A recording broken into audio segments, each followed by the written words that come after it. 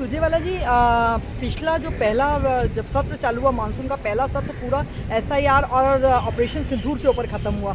दूसरा सत्र शुरू हुआ मानसून का जो दूसरा हफ्ता था, उसके अंदर आपकी ऑपरेशन सिंदूर के ऊपर आपकी चर्चा हुई, सारी बात हुई, बहस हुई और सबने जवाब भी दिए गए, जिसमें पीएम मोदी ने भी जवाब दिया। लेकिन आज राज्यसभा के अंदर फिर जैसे ही वो चर्चा खत्म हुई, एसआईआर को लेकर फिर से वही हंगामा और वही सब कुछ दिख रहा है और सरकार यहाँ पे कहीं भी जवाब देती नहीं दिख रही। इसके बारे में आप क्या कहेंगे?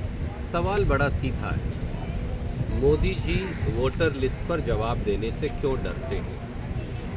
भाजपा वोट चोरी पर जवाब देने से और इस विषय पर डिबेट में हिस्सा लेने से क्यों डरते हैं?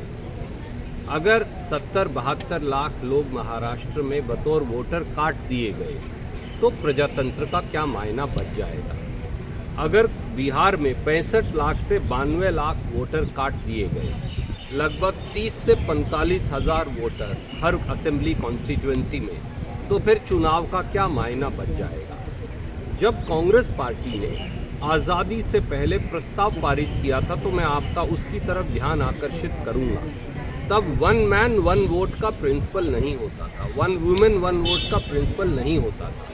हमारे प्रजातंत्र का आधार ही हर व्यक्ति को एक वोट का अधिकार है। अगर आप चुन चुन कर वोटर्स की वोट काट देंगे तो प्रजातंत्र, संविधान और संसद तीनों खत्म हो जाएंगे। मुझे लगता है जैसा राहुल जी कह रहे हैं, ये षड्यंत्र बड़ा है। ये षड्यंत्र अकेले वोटर लिस्ट नहीं, वोटर लिस्ट और प्रजातंत्र को खत्म कर संविधान खत्म करने का षड्यंत्र है।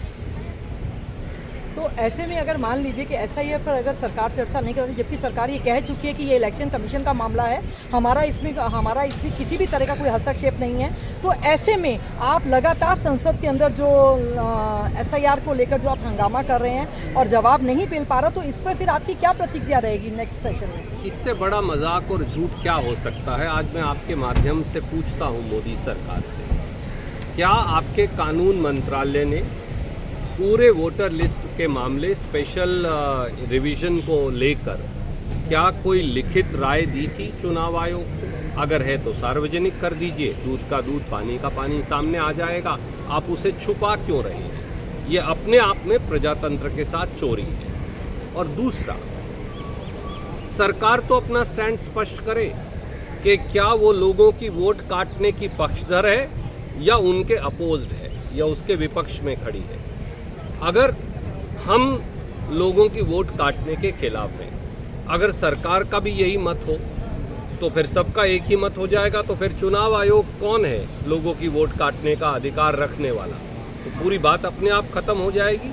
सच बात यह है, चर्चा ना करवाने के पीछे छुपकर ये प्रजातंत्र और वोट चोरी कर रहे हैं। धन्यवाद।